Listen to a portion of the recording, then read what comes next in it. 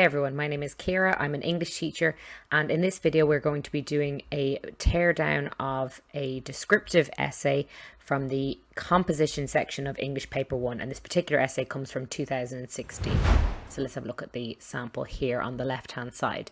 The first thing that's really most important thing to do is to look at the specifics of the question and make sure we know exactly what we're looking for in the question. So that question is, write a descriptive essay in which you take your reader on an urban journey.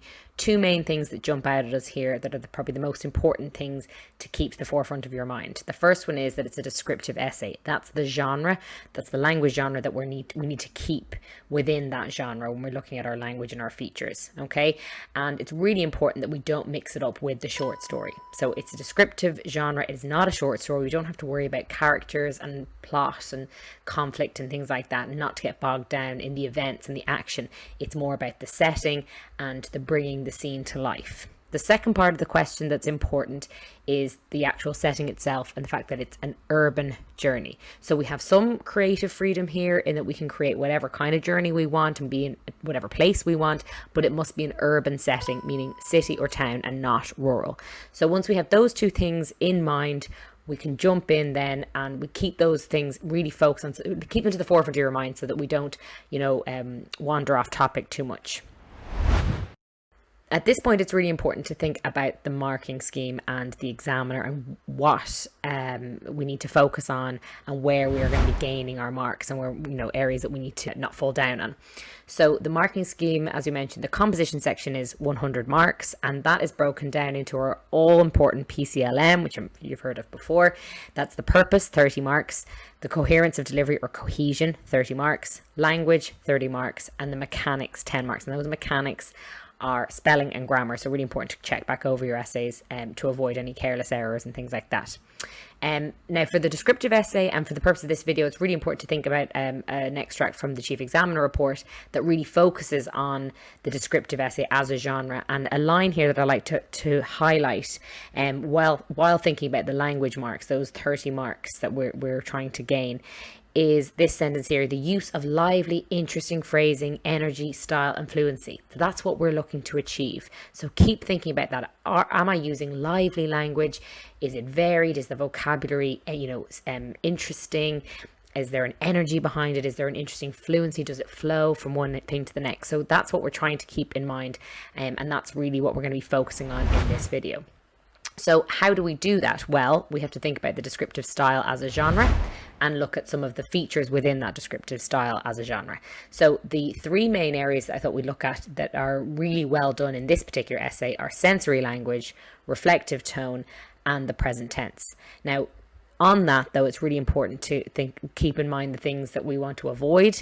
So, for example, too much emphasis on an event or an action, like I mentioned, mixing up the genres of the short story and the descriptive, which also brings to the second point there, which is characterization. So not worrying too much about our characters and our backstory and who's in the story and what's happening in the story. It is not a story. So I can't stress that enough. It's definitely something that students tend to fall down on. They tend to overlap a bit between the two genres.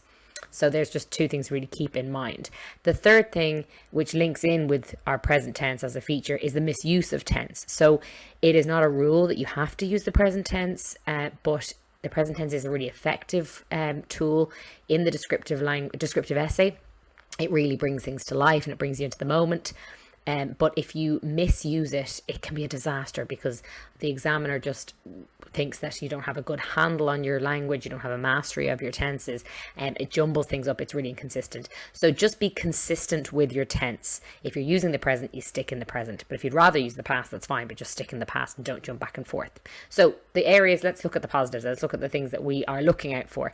Sensory language is our first one, and here's a nice example of a paragraph that's full of sensory language. And in such a short space of time, we have three of the main senses being engaged. This first one here is the sense of sight, sunburned tourists with their concerned faces. So it's a visual imagery there. Secondly, then we've got the cacophony of shouts and ship horns. So that's auditory language there. We're appealing to the sense of sound. Cacophony meaning a harsh mixture of sounds. And finally then, smell is the idiosyncratic aroma of fresh fish being gutted. So again, we've got the sense of smell being appealed to. So in such a short space of time, as I mentioned, in such a short paragraph, we've got 3 of the main senses that are being engaged and that are being appealed to. And that's really, really effective. Now, secondly, then, as mentioned, is this reflective tone. So we don't want to just keep saying that what this person does, or he says, or he thinks, or he sees. It's all about how he experiences and how he reflects in this moment. So we've a lovely variety of language. Like, for example, ponder. We also have impressed. He thinks, he stirs, laughs, gazes, pauses, and takes it all in. So dotted throughout the entire essay is this kind of variety of language that's certainly got this reflective tone to make it that bit more experiential, and makes it more of a scene that we're being brought into, and that we're really sharing in the feelings of this particular narrator, this person who's taking this journey. The third element that we mentioned there is the present tense. So a nice example of it here is the opening paragraph, and the first few words even. A bicycle whizzes past. So we're straight away into the moment, straight away things are happening around us as we're kind of watching them play out. So lots of examples here of verbs in the present tense, and all used consistently, and it's just a really nice way of inviting the reader into the moment, into the present moment, and creating a sense of immediacy, and just really bringing the scene to life. So there are 3 of our main kind of features of descriptive style, but there's other examples throughout the essay of language being used effectively.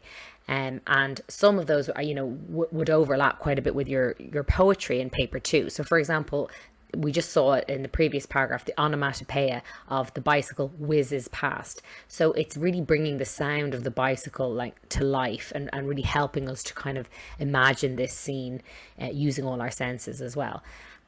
We also have evocative imagery, and again, this is very poetic, very aesthetic kind of language, but the idiosyncratic aroma of fresh fish being gutted. Gutted is a very violent, very strong word. Anything that's idiosyncratic is unique and odd and unusual. And then the aroma of the fresh fish. We've got a nice little alliteration there of the 2 F's, which brings us to the third point, our third example, which is that this alliteration is happening throughout the essay. And the other examples would be the scuttling sightseers and the scorching sun. So this is the kind of language you usually expect to see in poetry, and that's it's referred to as the aesthetic use of language. And if this is kind of language that you like writing, or you enjoy, and you really enjoy like having rich vocabulary and varying your words and having lively expression, then the descriptive essay is possibly a really good choice for you.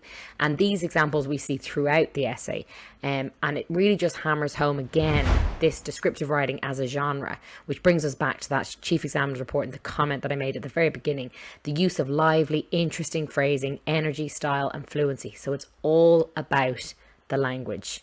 It's really, really, really important, and that's the main focus of the descriptive essay. So all of those examples of those features of language, and of all those little sort of poetic phrases and words, all bring everything together really in this essay, and help kind of bring this moment and this setting to life, making it a really, really strong answer overall, which brings us back to the sample answer here. And for the full sample answer and for a full annotated version, you can check it out on studyclix.ie.